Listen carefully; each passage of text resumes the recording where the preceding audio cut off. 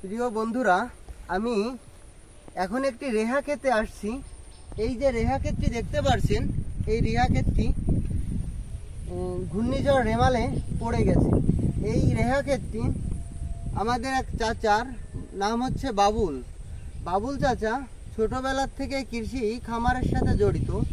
আমরা এই ক্ষেতটি ঘুরে দেখাবো এবং তার সম্বন্ধে কিছু আমি তুলে ধরবো আজ আপনাদের। বন্ধুরা দেখুন, এই রেহা ক্ষেতটি পুরাটাই মাটির সাথে পড়ে গেছে। এখানে 15 কাঠার মতো জমি আছে। সে এই জমির থেকে খুব বেশি দিন বিক্রি করতে পারি নাই, সামনে সে ভালো বিক্রি করবে, আমি তার কাছ থেকে শুনেছি এবং আমি দেখেছি।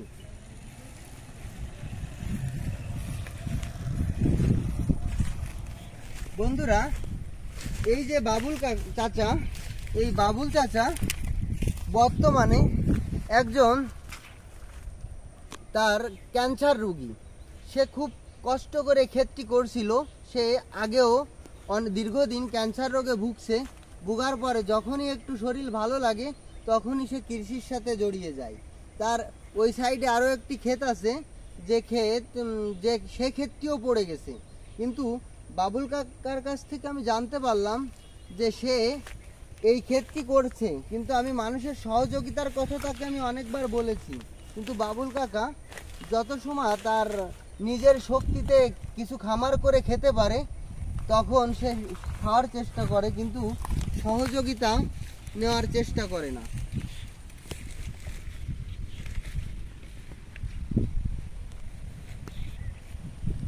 বন্ধুরা দেখুন,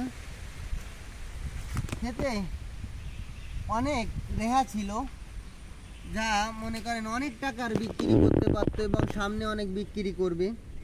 আমি বাবুল চাচাকে দেখেছি অনেক সময় সে অসুস্থতা বোধ করে, তারপরেও কৃষি খামারের প্রতি সে অনেক খেয়াল রাখে। সে এখন খুবই অসুস্থ। তার এই ক্ষেতটি যে পড়ে গেছে, সে নিজে থেকে হেঁটে এসে দেখবে সেই ক্ষমতাও তার নাই। সে দীর্ঘ 2-3 বছর আগে দীর্ঘ সময় ক্যান্সারে তার ট্রিটমেন্ট লাগছে। সে কেমো দিছে, অনেক কেমো দিয়ে সে শারীরিক যখন সুস্থতা ফিরে পাইছে, তারপর থেকে আবারই বিভিন্ন ক্ষেত খামারের সাথে সে জড়িয়ে গেছে।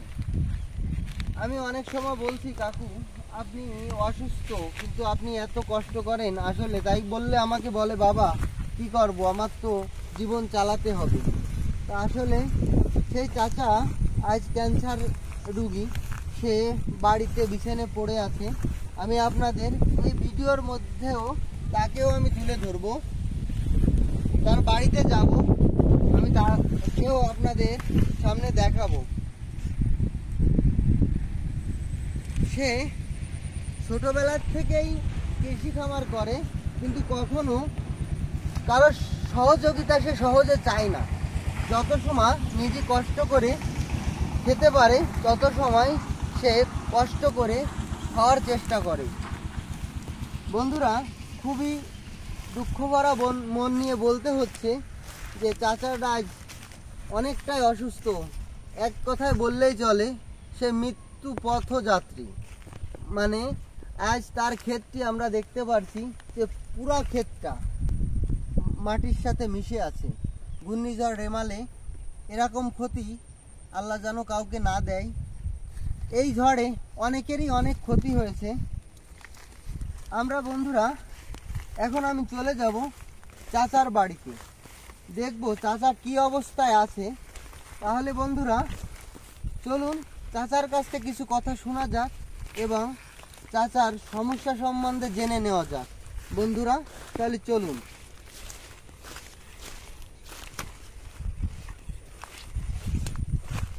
বন্ধুরা তাহলে আমরা চাচার কাছে চলে আসলাম। বাবুল চাচা, সে অনেকটাই অসুস্থ, সে একটা ক্যান্সারের রোগী। এই যে তার ক্ষেতে আমি গিয়েছি, সে যাইতে পারিনি।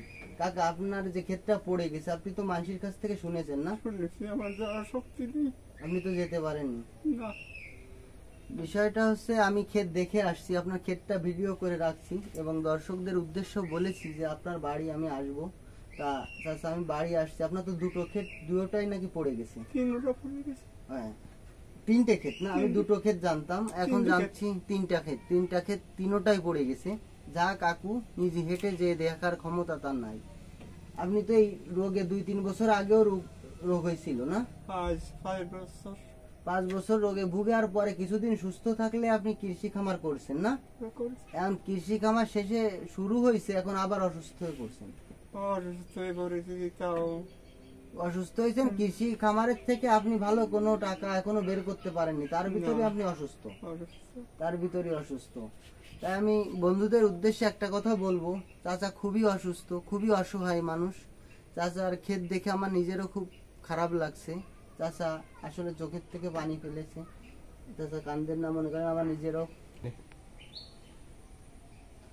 বন্ধুরা, আমার এই চাচা, আমার বয়সে আমি কখনো দেখিনি কেরুর কাছে সাহায্যের হাত বাড়িয়েছে। এখনো চাচার বাড়িতে আসছি, কাকা সাহায্যের কথা আমাকে বলি নাই। তার পরিবেশ, তার দেখে আমার মনে হচ্ছে যদি আপনারা কোনো সহৃদয়বান ব্যক্তি থাকেন যে চাচাকে দেখতে আসবেন বা চাচাকে নিজে এসে দেখে কিছু সাহায্য করবেন, তাহলে চাচা খুব উপকৃত হবে। চাচাকে আমি যথাসম্ভব আমি চেষ্টা করব আমার ইউনিয়ন থেকে এই রেমাল যে ঝড়ে যে ক্ষতি, আমার চেয়ারম্যান দ্বারাই আমি যে যদি কখনো কোনো কিছু আসে আমি চাচারে পাইয়ে দেওয়ার চেষ্টা করব।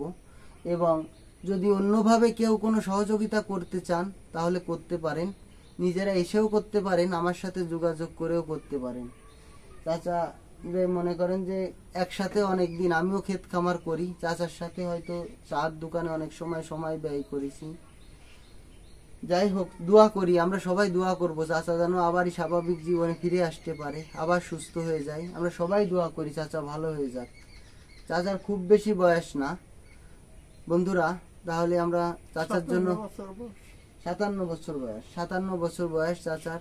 আমরা সবাই দোয়া করব চাচা যেন সুস্থ হয়ে আমাদের সাথে আবারও মাঠে ক্ষেত খামারে একসাথে মিলেমিশে আমরা কাজ করতে পারি। বন্ধুরা তাহলে রাখি, ভালো থাকবেন, সুস্থ থাকবেন।